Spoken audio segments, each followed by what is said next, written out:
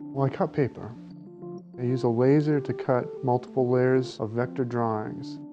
As I'm drawing, I'm thinking about the negative space in its absence, creating physical space as they're stacked on top of each other. I was working on a project where I was cutting Cheerios boxes. I says, you know what, I could really get in tight and cut these things with a laser and kind of raise the banal, more or less be absurd. That's all I had on that one.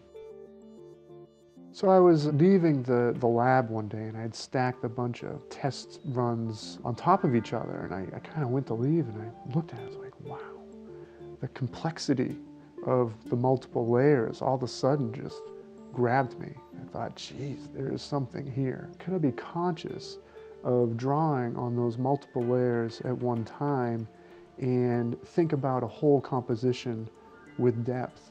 I knew there was something interesting here. I was using a different part of my brain to draw. I started copying Gothic and Islamic architectural ornamentation just as some place to go. I copied, basically ripped off the geometry. I made some straight up copies, but for the most part I was riffing on the math, sort of like folk math really. The reverence for these structures seemed to have to do with the infinite. It's almost like it's trying to reach for the infinite. You know, it's trying to project something that is not even human. In that reverence, I thought, wow, I wonder if I could just not only borrow the geometry, but borrow that reverence.